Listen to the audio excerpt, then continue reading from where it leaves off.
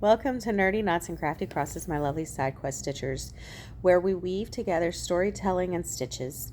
You're watching Yarn and Yore, and today we're back, finally, with episode 3 in our series, The Life and Loves of Queen Elizabeth I. As always, I'm Natalie, your cozy crafting historian, and today we're getting into Elizabeth's coronation and rise to power in a world that wasn't ready for a queen. And this episode is titled The Virgin Queen Rises, Coronation and Greatness in a Man's World. So let's pick up our hooks and get going. Today we're continuing our honeycomb blanket. This episode will cover rows 11 to 16 and much to the same as what we have been doing with the different like multiples of 4 or 8 or 2 or whatever it was on the front post stitching versus the regular stitching. So this is row 11, and we are going to chain from this chain 1, we're going to do single crochet in the next 8 stitches, and then we're going to do the front post double crochet in the next 4 stitches.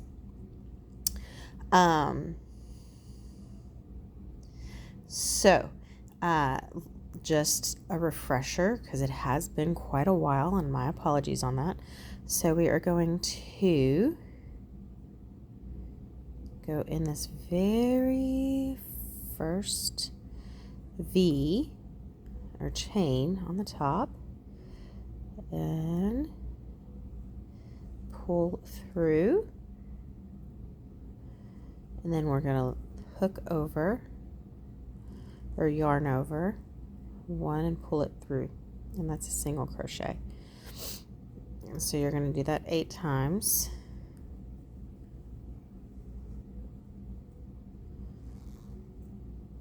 Two,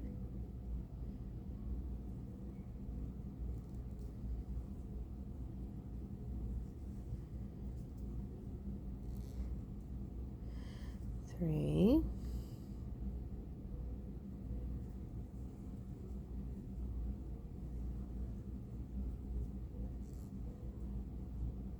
4,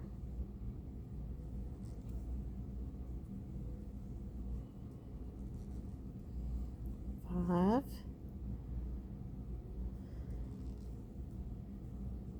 6,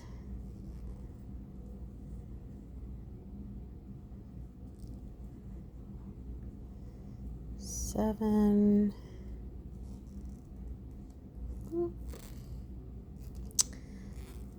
and 8 should be right there.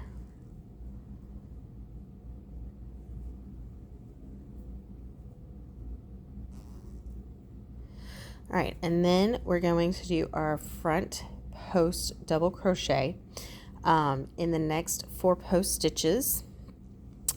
And remember, we're going down 2 below.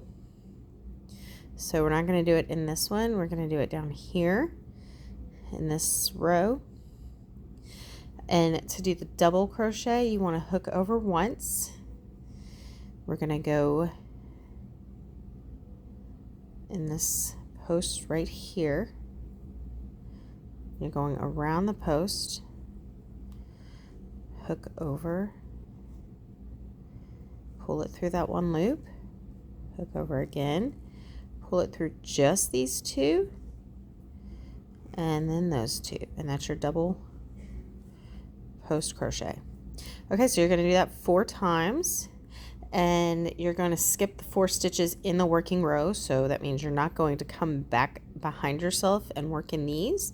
You're only going to work in these posts, and we are going to do that, and then we're going to single crochet 12 stitches and then repeat the 4, 12, 4, 12, 4, 12 until we get to the end, and we should have 8 stitches again, single crochet to the end, so symmetrical. So let us do 4 posts, and then we'll check back and do the 12 and check back, see how it's going. Okay, so as you see, we have now our 1, 2, 3, 4 double front post crochets. We skipped the 4 working stitches in the working row, and we are going to now continue with our 12 single crochet stitches into the very next single crochet from our, which is that one right there. And we are going to work 12 single crochets across, and then you're just going to again just repeat this pattern until you have 12 and then 4, 12, 4 until you get to the very end, in which point you'll make 8, and then you will chain 1. And don't forget, when you do your double posts, that they are going on the row, not this row right here. They're going on the next one below that. Many of them will hook into, as you probably saw, into the 4 posts on the previous segment that we had done.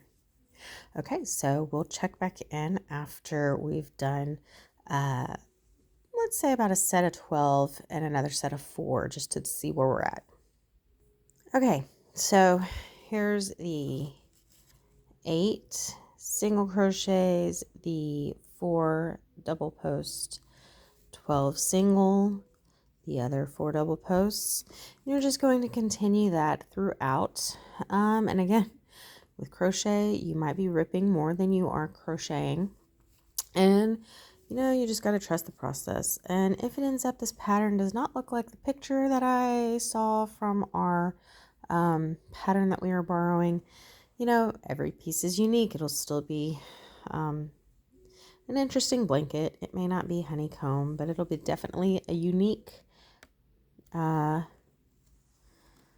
blanket. So we will check back in once you've done all the way across with the 8 single crochets and the chain 1, and turn over to start row 12, which will be most likely single crochets all the way across, because that is what our even rows are. So what we'll do is we will just check back in when you're ready to start row 9. So go ahead and finish this row 11, not row 9, I'm sorry, row 13. Finish row 11, chain 1 at the end, turn it, single crochet all the way across, chain 1, flip it again, and then come back and we will begin row 13. Okay, so we are now on row end of row 12. We've chained our 1. Again, we should have just single crocheted across the whole top. We are going to start row 13. Row 13 is a single crochet 8 across. Then we are going to treble crochet 2 front post, 2 below. Then we're going to single crochet 12, 2 front trebles, 2 below. So let's single crochet our 8, and then I will reteach you how to do a treble crochet. Okay, so you should have your 8 single crochets. Now for our 2 trebles. Again, a treble is we're going to loop over once and then twice to make 3 loops. We're going to go down 2 below, so not here, but here. Down in that post. It's a little taut. Let me make sure I got in there correctly.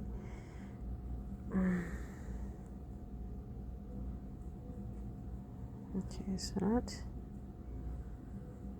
I lost my loop.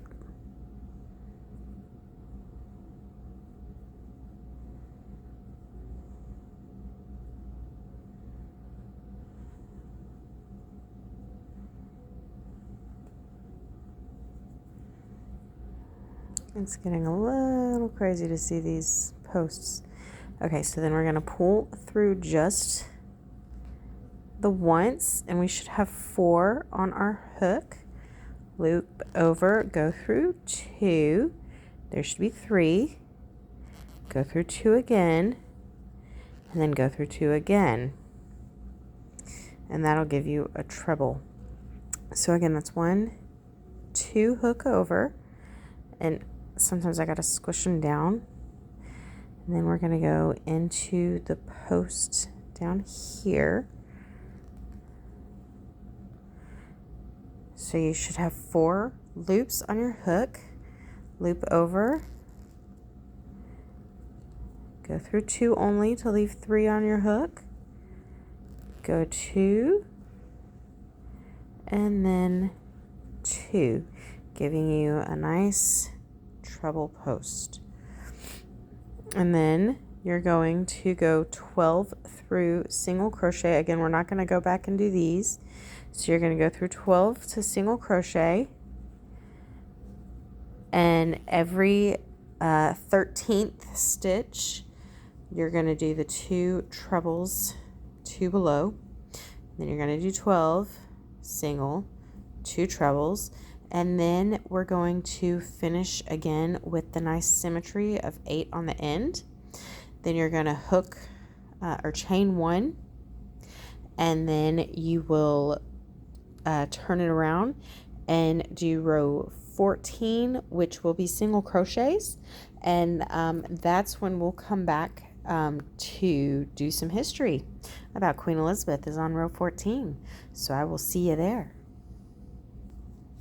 Okay, so you should have finished your row 13. Now let's flip over after our chain 1, and we're going to just single crochet all the way across row 14 as we discuss Queen Elizabeth I and her historical coronation. So let's get this row going. And once we kind of get in a flow of single crochets, I shall begin our history lesson. And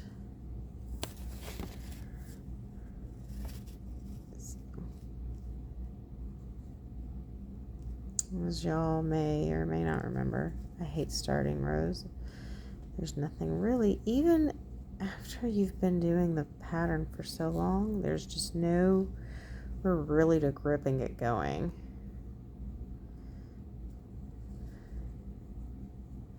But we're just going to single crochet all the way across the top. And as we do, we will learn about Elizabeth's coronation. So, Queen Elizabeth, well, still princess, Queen apparent, as Mary has passed on.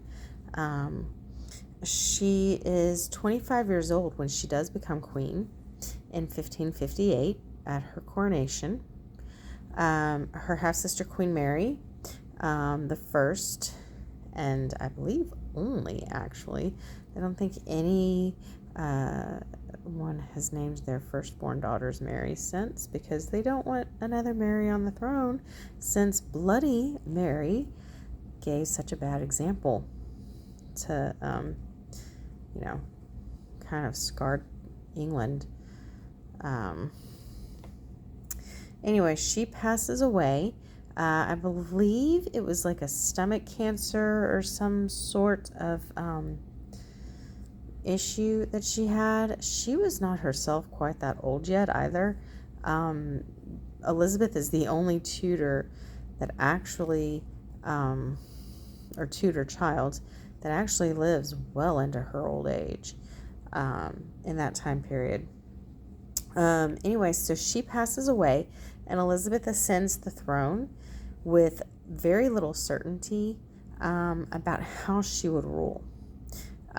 She had spent years under suspicion by everyone in her life. She had been imprisoned multiple times. She in the Tower of London, and she had also been molested as a child by her caretakers, as you may remember from episode 2. So she had become a master of restraint and calculated grace in knowing how to deal with people. And so she knew she could maybe handle at least her privy council fairly well. And maybe her courtiers as well, and diplomats from other countries. So on January 15th, 1559, Elizabeth is crowned officially as Queen of England and as Elizabeth I. The ceremony took place at Westminster Abbey, but here's the twist. England is still, at this point, reeling from religious whiplash. Again, they had been, like every country in Europe, a Catholic Christian country. Until her father, King Henry VIII, wanted an annulment of his marriage from his then wife, Queen Catherine of Aragon, who had also previously been his sister-in-law. So she had been married to his older brother Arthur, who passed away, and then she was married off to Henry, and he wanted to annul their marriage because she did not provide him a male heir, and he had met a younger, newer model in Anne Boleyn, and the Pope would not annul the marriage because he, political purposes, I think he was Spanish. If not, he was very fearful of the Spanish monarchs and needed to not start a war between Spain and Rome and the Holy Roman Empire and all of that. And so his annulment to Catherine on the premise that she did, in fact, consummate her marriage with Arthur before he passed away, making his marriage to her null and void and invalid. The Pope would not do that. So he became the king of, not the king, he was already the king. He then became the head of the Church of England. He believed to his dying day that he was still Catholic. He was just not Roman Catholic. He was English Catholic. And so the Anglican Church was born, and he persecuted those who were not going to convert to the Anglican Church and see him as the leader of the church instead of the Pope in Rome. And so then Edward, when he passes, his son Edward takes the throne, and Edward continues to persecute those who remained Roman Catholic. Mary then takes the throne, and she, as her moniker of Bloody Mary suggests, went on a rampage of killing off Protestants, causing fear in England. No one knew if they needed to be Protestant or Catholic in England during these years. So Elizabeth takes the throne. She grew up in England. She did not, like her sister, Mary, went back to Spain with her mother Catherine and was raised Roman Catholic. Elizabeth did not leave England. She stayed under the Protestant influence of her father and her brother, and she was going to continue making England stay Protestant. So no one knew what she would do when she took the throne. They were kind of nervous. Is she going to make us stay Protestant? Is she going to make us turn Catholic? Is she going to persecute the Catholics who are the people who were forced to become Catholic again under Mary? What will go on? So there was a lot of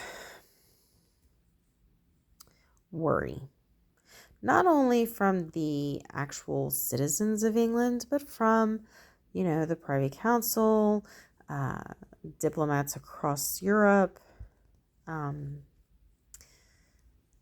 lords and ladies, the peerage obviously would have to know if they wanted to stay in favor in court with the queen, what religion were they going to be today? What would strike the monarch's fancy, so to speak. She chose a Protestant bishop to perform her coronation, which was a bold move, signaling that her religious direction, without overt aggression, was going to remain Anglican, and that the English people were going to need to go back to being Anglican instead of Catholic as they were under her sister. But it was without, just coming in and declaring it to the masses. They would just see that she had, a Protestant bishop coronate her, and then they would have all understood, okay, we will be Protestant for the next however many years, at least in public, because many Catholics did continue to practice their Catholicism in secret, even though it would lead to dire effects when caught. But we will get to that on another time.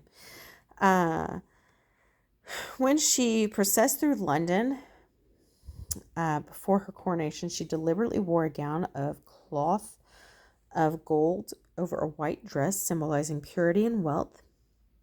And the people loved her instantly. She was young, she was beautiful, she was symbolically pure. Some historians say she had many affairs prior to becoming queen. She had many affairs while she was queen. And then some historians say she may have been asexual and never had any affairs with anyone. So,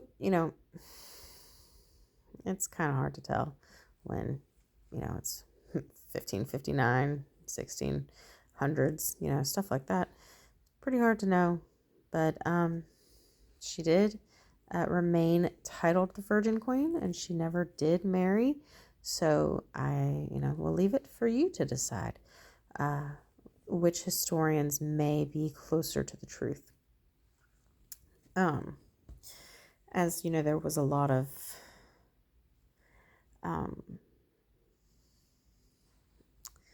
very close people in her life that she loved dearly, wrote love letters to.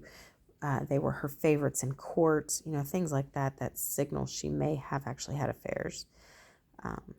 But the people in England loved her instantly. And we are going to continue the history on row 16. So I'm going to pause here so I can focus a little better on row 14. So finish row 14. Chain 1, turn it, and get ready for row 15, where we will see what is in store for us. And then we shall continue with row 16 and a little bit more history. Okay, so row 15 is going to be a repeat of row 11 with the 8 single crochets, the 4 double crochet front post double crochets, 2 below, and then the 12 following. So basically what we did on row 11, you are doing it again here. Exact same pattern. 8 single, 4 front post double crochets, 2 below, and then 12 single crochets, and then repeat until you get to the end of the row and you do your 8 single crochets. Chain 1 and come back to me for row 16, where we're going to do single crochets all the way across while we finish up this episode. Okay, so I have gone ahead and started my row 16, so that way I have something I can hold on to and be able to talk. So again, this row is just single crochet all the way across, as thus far our even rows have been. I don't know what the pattern will have in store for us later on even rows, but as of right now, they are all single crochet every time. So as we crochet, we're going to, just kind of relax, go with the flow, try to stay even, try to, make sure you're not missing any stitches or stitching too many stitches. Again, I kind of don't count after the first few rows, as long as I see, and I'm probably, my grandma or somebody's going to fuss at me about this. I just basically make sure that it looks even on the edge. And if it looks even on the edge and it looks even on the other edge, then obviously my math is mathing, because I'm not going to sit and try to count 117 stitches every single time I single crochet. And if the pattern starts looking like it's supposed to, great. If it looks a little wonky, then it's unique. You know, I am not a perfectionist by any means when it comes to crocheting. So, that's that. That's my little disclaimer on if this comes out looking like a hot mess, it'll be my unique hot mess. Cross stitching is different though, because you do have to make an image. I don't cross stitch on my crochet. My grandma does. She makes all kinds of really great patterns and stuff, and I can't do that because I'm still learning myself. But when I do get to that level of awesome skill, I am sure I will make sure that my math is mathing properly, so that way I will have a correct image. But anyway, that is try to be sure your stitching is all the same tension throughout, because that's the one thing I really care about, is that my tension is the same. Now my tension might be too tight, but at least it's not really big and loopy in one spot and then really tight and tiny and coarse in another. I try to keep it as best I can at like a medium tension, so that way it stays soft. Because the tighter it is, I've noticed the more coarse the yarn will feel, and that is the opposite effect you want for our baby blanket. You don't want it to be coarse on that sweet little baby angel. You want it to be nice and soft. So we will continue discussing Elizabeth I. So her coronation was not just a formality, it was a strategic performance. She, like I mentioned on row 14, I believe, she was not just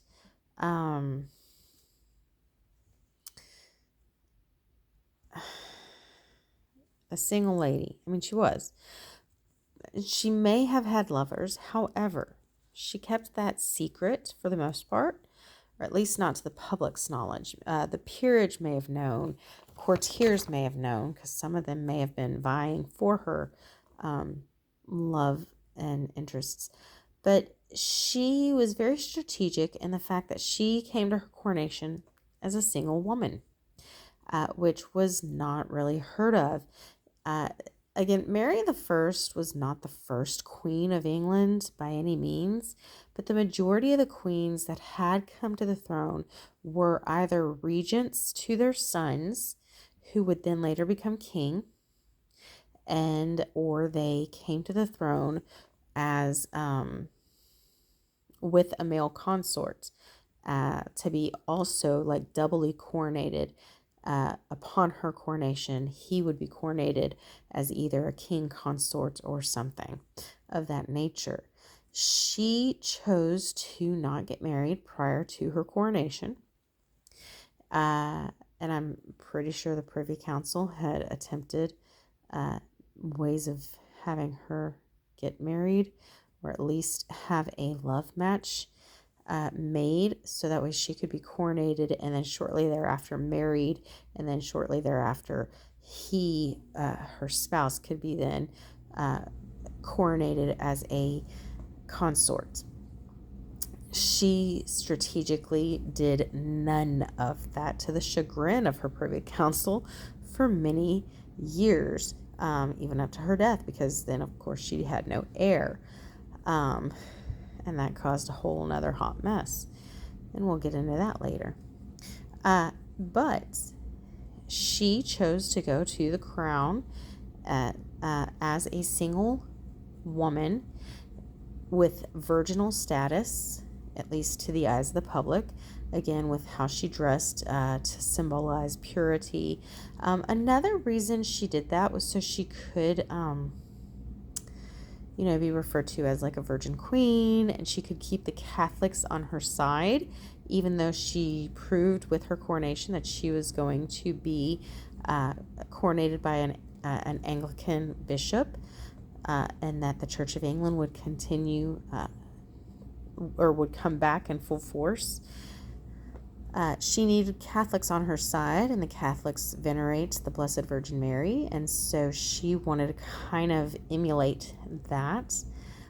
So she was very strategic, and she painted herself as a monarch of the people and for the people, however chosen by God, which was a big belief in this time, that the kings and queens of any country were the chosen king and queen by the Lord, and that their descendants, who then their heirs were, as their bloodline basically was what was chosen. And she was grounded in grace of the Lord, and so she was just trying to show that to her people.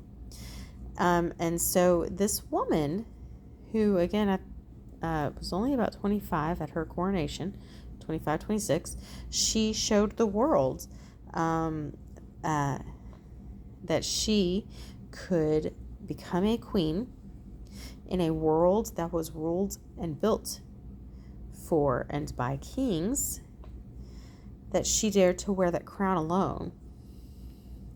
And she would become the monarch of that kingdom, because she knew if she did end up getting married and having a king consort, that he would be seen as the leader of that country. He would be the one the Privy Council would go to make decisions for the country.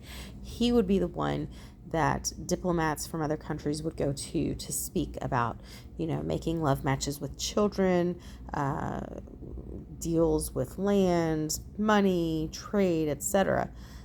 She wanted to show that could be done by a woman just as well, and she does end up proving that in the long run.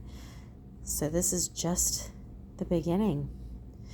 And with that, please continue with row 16, chain 1, and then close it off with your little loop protector, and come back and we will close out this video. And hopefully it will not take as long to get to the next one. So thank you for joining me today, Side Quest Stitchers, for another cozy journey through hooks and history. If you enjoyed today's blend of stitches and storytelling, don't forget to like, subscribe, and turn on the notifications so you never miss a stitch. And please, please, please share the videos as well. The more we get out there, the more hopefully we can have people enjoy stitches and stories. Until next time, may your stitches be steady, your tea warm, and your stories rich with wonder. See you soon.